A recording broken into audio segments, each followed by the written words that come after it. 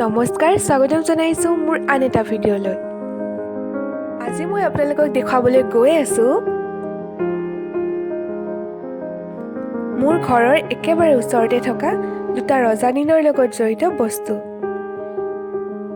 তেনেহ'লে বলক মোৰ লগত। নমস্কাৰ, স্বাগতম জনাইছোঁ আপোনালোক সকলোকে মোৰ এই জেগাডোখৰলৈ। মই এই পুখুৰীটোৰ কথাই কৈছিলোঁ।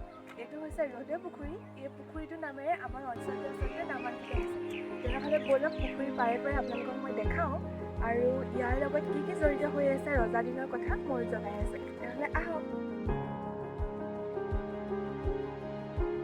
পহাৰে ৰহে দৈ, টিপামৰে ভাদৈ, হলগুৰিৰ আঘোণী বাই, তিনিও বাই ভনী ডিঙিত ধৰি কাটিছে, সম্বন্ধত একোৱেই নাই। কিবা মনত পৰিছেনে আপোনালোকৰ? জয়মতী কোঁৱৰীক চাগে নজনা কোনো মানুহেই নাই। হয়, সেইগৰাকী জয়মতী, যিগৰাকীয়ে নিজৰ স্বামীৰ কাৰণে নিজৰ জীৱন দান দিছিল। আৰু এতিয়া আহোঁ আচল কথালৈ। এই ৰ'দ পুখুৰীটোনো এই জয়মতী কোঁৱৰী ৰহাৰে ৰহে দৈ, টিপামৰ ভাদৈ, হলগুৰি আঘোণী বাইৰ লগত কেনেকৈ জড়িত হৈ আছে? ল'ৰা ৰজাৰ শাসন কালত লালুখোলা বৰফুকনৰ চক্ৰান্তত যেতিয়া দেশত ৰজা হ'ব পৰা ক্ষমতা থকা লোকসকলক অংগক্ষয় কৰি দিছিল, কাৰোবাৰ হাত, কাৰোবাৰ নাক, কাৰোবাৰ ভৰি, কাৰোবাৰ চকু কাঢ়ি লৈ যোৱা হৈছিল, সেই সময়ত জয়মতী কোঁৱৰীয়ে এই কথা গম পাইছিল আৰু নিজৰ স্বামীকো এই বিপদৰ পৰা ৰক্ষা কৰিবৰ কাৰণে স্বামীক কাটুৰ অনুৰোধ কৰিছিলে যে তেওঁ ঘৰ এৰি ক'ৰবাত পলাই গুচি যাওক আৰু তাত কোনো নেদেখাকৈ লুকাই থাকিবলৈ।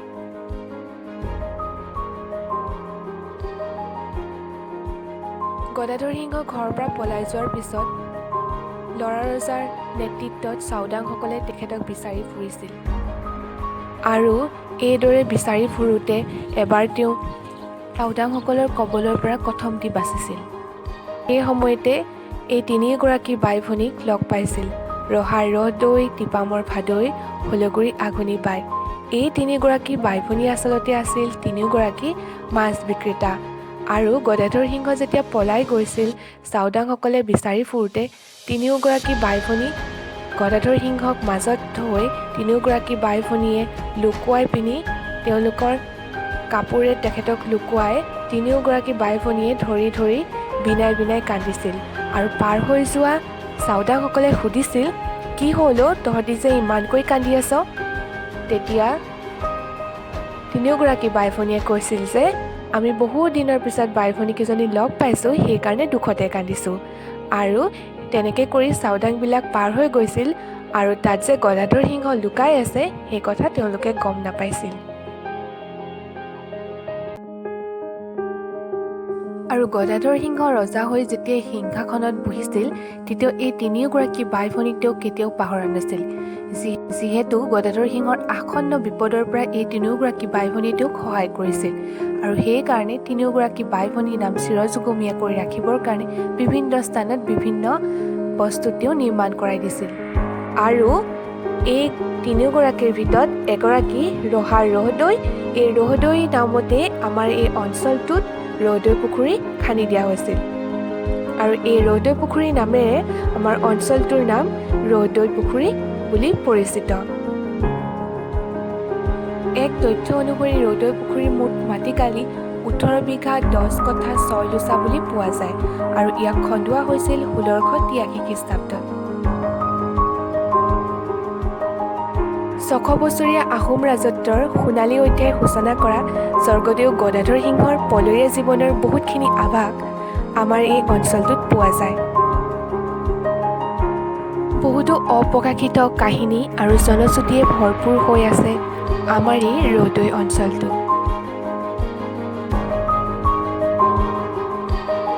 ইতিহাস জড়িত হৈ থকাৰ উপৰিও এই জেগাডোখৰত মোৰ শৈশৱৰ বহুতখিনি স্মৃতি লুকাই আছে।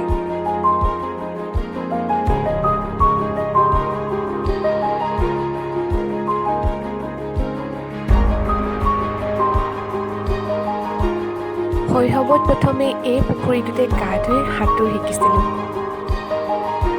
আইতাৰ লগত সৰুতে এই পুখুৰীটোত মই গা ধুইছিলোঁ, সকলো মনত পৰে। পুখুৰী পাৰ অহাৰ লগে লগে সকলোবিলাক মনত পৰি আহে। এইখন হৈছে পুখুৰীৰ পাৰতে লাগি থকা আমাৰ ফিল্ডখন। আৰু এই ফিল্ডখনতে শৈশৱৰ বহুতো সোণালী স্মৃতি লুকাই আছে। এইখন ফিল্ডতে মই চাইকেলো শিকিছিলোঁ, বৰ্তাৰ চাইকেল লৈ। কিমান খেলিলোঁ, কিমান উমলিলোঁ এইখন ফিল্ডতে। মোৰ সোণালী শৈশৱ আকৌ মনত পেলাই দিয়ে এই পুখুৰীৰ পাৰে পাৰে খোজকাঢ়িলে।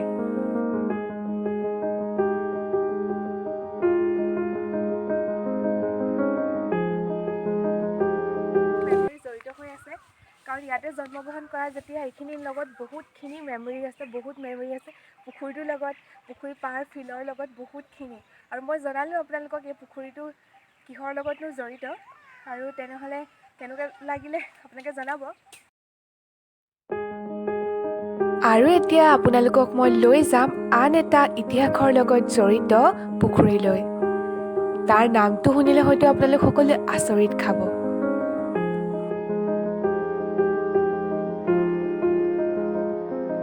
ব'লক এখন বিপদাপন্ন দলঙৰ মাজেৰে।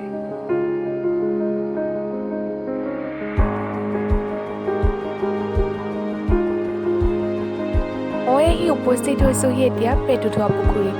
হয়, ঠিকেই শুনিছে, এই পুখুৰীটোৰ নাম পেটুধোৱা পুখুৰী।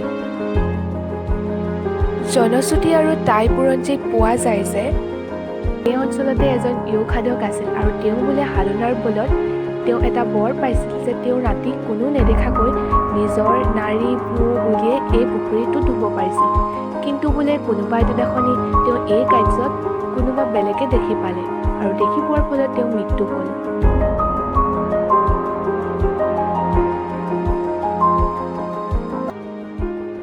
পেটু ওলোৱাই ধোৱাৰ কাৰণে এই পুখুৰীটোৰ নাম বোলে পেটুধোৱা পুখুৰী হ'ল বুলি টাই বুৰঞ্জীয়ে কয়। যোগ সাধকজনৰ নাম কি, কোন ৰজাৰ দিনত এই ঘটনা ঘটিছিল, তাৰ সঠিক তাৰিখ নিৰ্মাণ কৰিব পৰা বোলে এতিয়াও পোৱা নাই।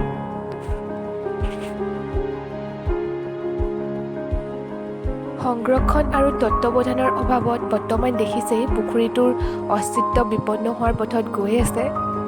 সাধাৰণ ঘৰৰ পুখুৰীৰ দৰে হৈ পৰিছে।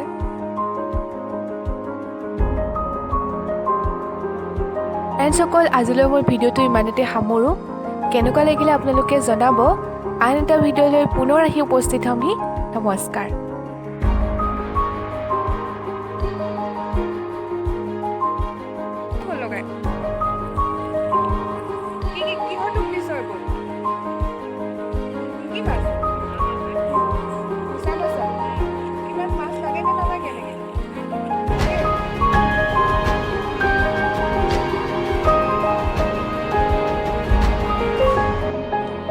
মনত কেতিয়াবা গৌৰৱবোধ কৰোঁ যে ঘৰৰ ওচৰতে ইতিহাসৰ লগত জড়িত বহুতকেইটা বস্তু আছে, কিন্তু কেতিয়াবা মনলৈ ভাবো আহে সংৰক্ষণ আৰু তত্ত্বাৱধানৰ অভাৱত এইবোৰ হেৰুৱাই নেপেলাওতো।